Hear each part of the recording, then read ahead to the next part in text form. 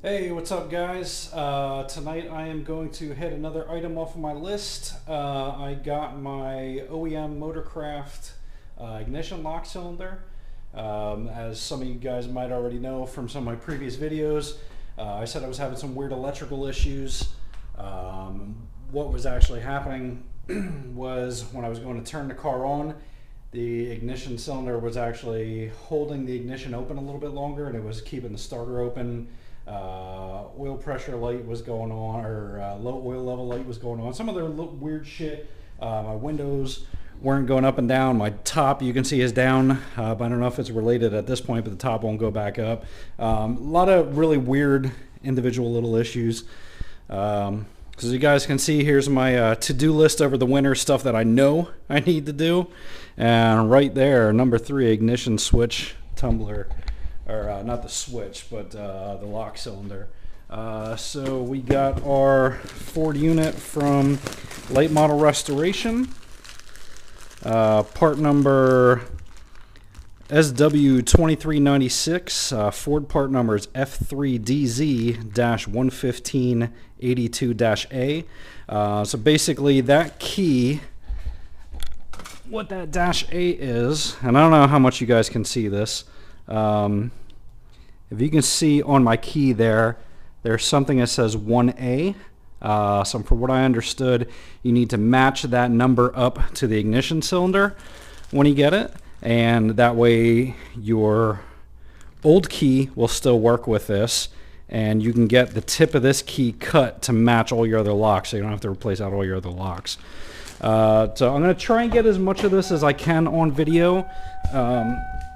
It's kind of hard to see, but underneath the steering column here, from what I understand, is you're going to have 4 holes, or 3 holes to mount the underside of the column. But one of these holes, I think, is this one here.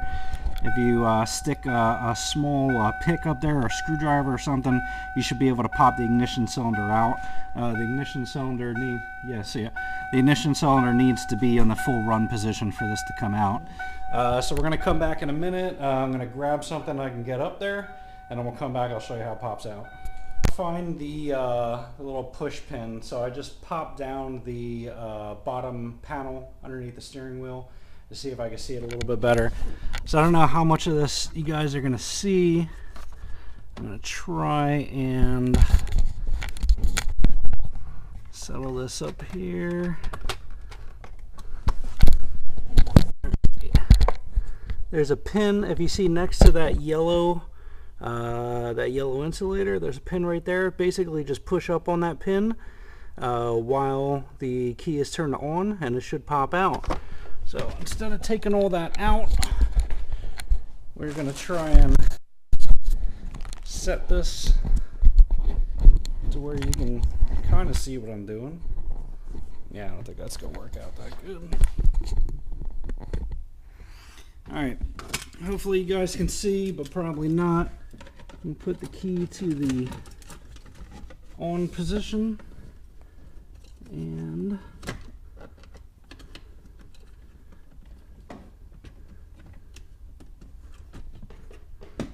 pushing up on the pin.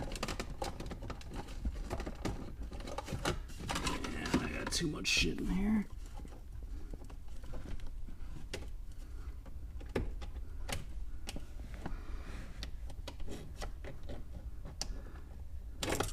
And voila, it pops out. So you guys can see right here is what your ignition lock cylinder looks like. Right there is the pin that you push in, and basically like everybody's probably, set this up here.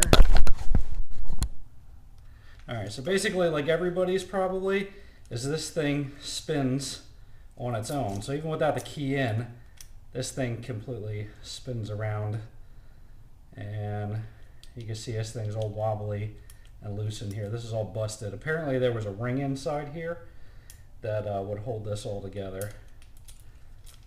So now it's to hoping I can get everything back in properly. So what was happening is the key can actually, this was actually spinning without the key inside it, and the key was actually going up.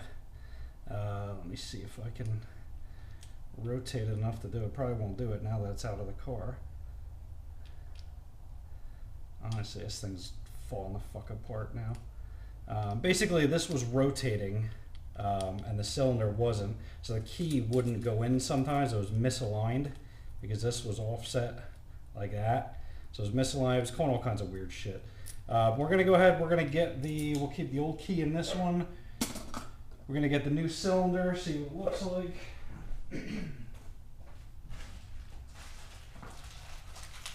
So if logic is correct,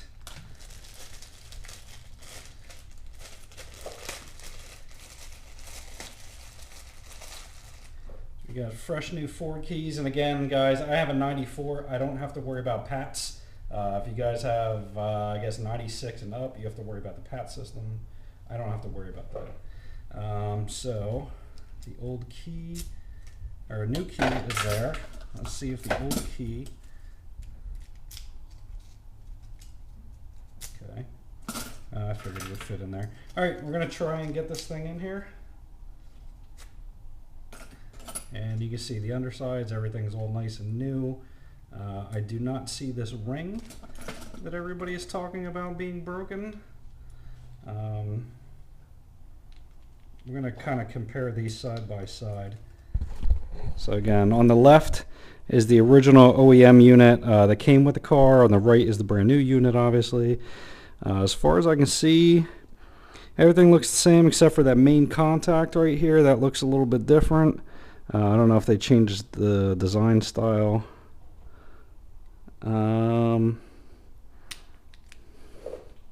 Maybe the ring that they're talking about is breaking is in there, because I'm not seeing that on this one.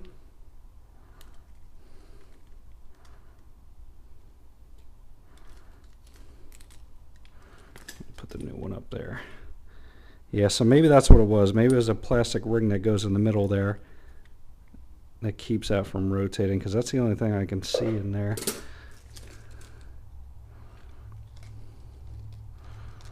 Yeah, so you see something black right in there. That's what I'm guessing. So we're going to see if we can pop this thing back in. Again, sorry if you guys can't see much. I'm going to put the key in the start position, and we'll see if we can get this drawn back in here.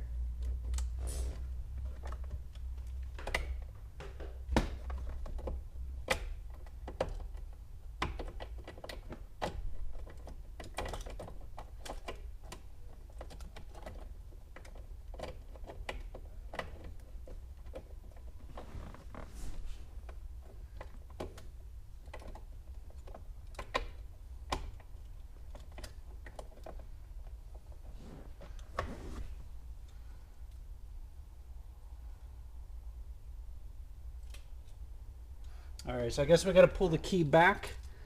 I'm not sure if you can see, we got to pull the key back so this thing comes out.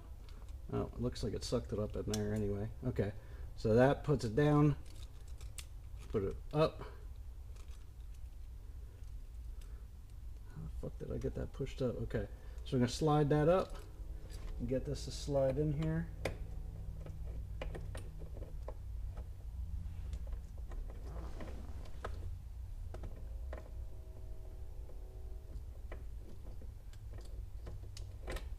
Alright, there we go. Hopefully.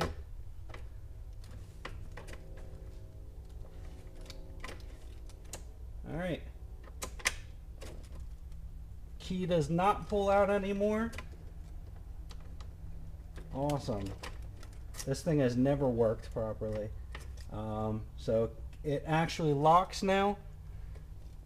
Cannot just put the key forward before. And everything clicks good.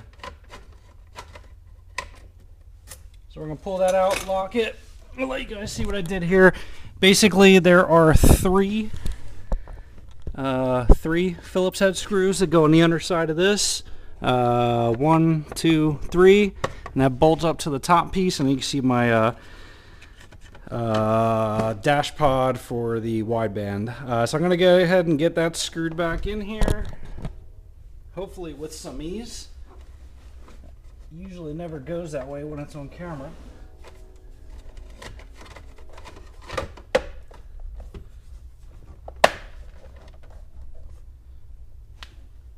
And maybe we'll get lucky every once in a while.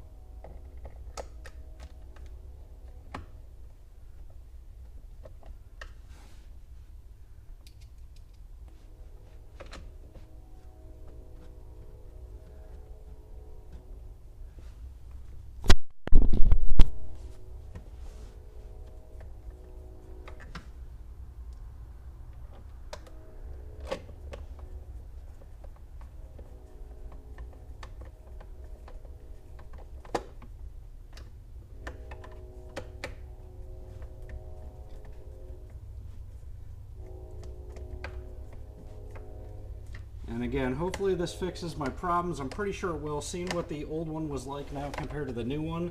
Again, this thing's been fucked up ever since I owned the car. So now seeing what it was like, pretty positive that's going to fix all my weird issues I had going on. If not, then I'll look at the ignition switch. Pretty positive this is going to do what I need her to do.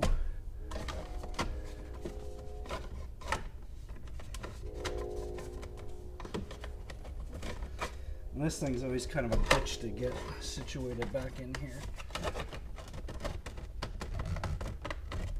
If we can get it on there without breaking it. Alright. Back on. Tucked back in there. And hopefully you guys can, hold on, let's plug my light back in here. Alright, so you see she's tucked in there all good. Everything looks groovy. Get my tools out of here. And we'll pop the battery back on.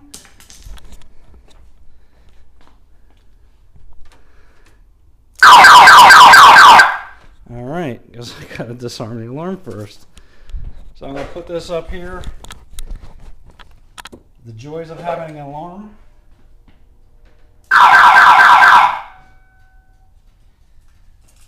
Alright, so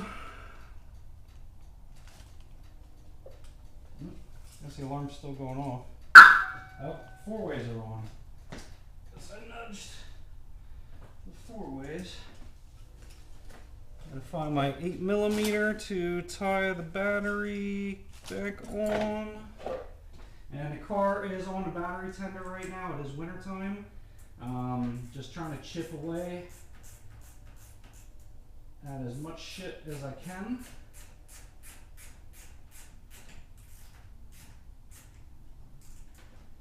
Alright, battery's on. And let me see what she does with the new key.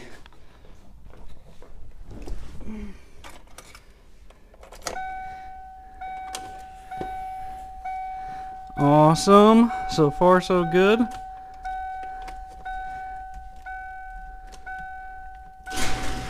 Put the garage door up a little bit. Alright. I need the other key because that has the alarm. Oh, it's in my pocket.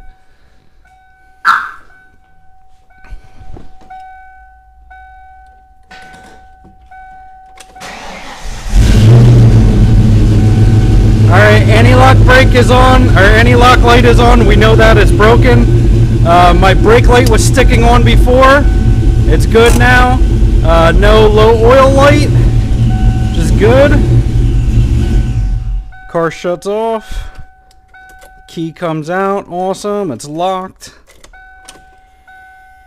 Make sure windows go up and down. They do.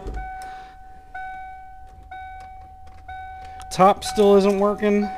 So what I'm going to do, I'm going to try and drain the fluid out of the top. Either that or I think the motor's going bad. I always thought the motor was fine. It made a little bit of a howling noise when the top would go up. And it would just kind of go up kind of slow.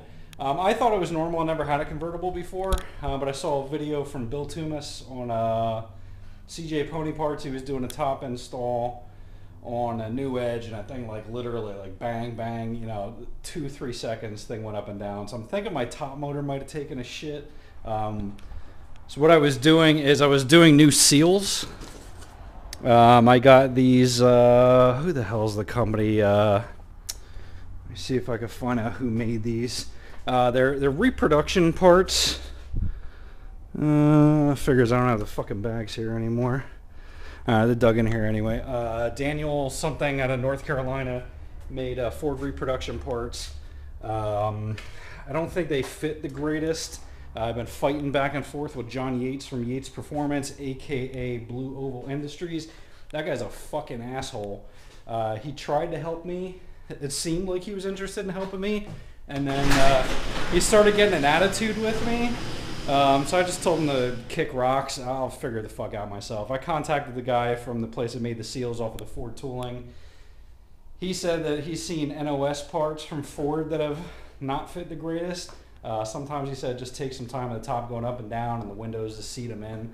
So we're going to try and mess around with them a little bit more once I can get the top up. You can see I got the bottom part of the back seat out. I'm going to try and take out the top part and see if the maybe some fluid is lost out of the motor, see if the motor's toast. I don't know yet, but we'll see what we're going to do.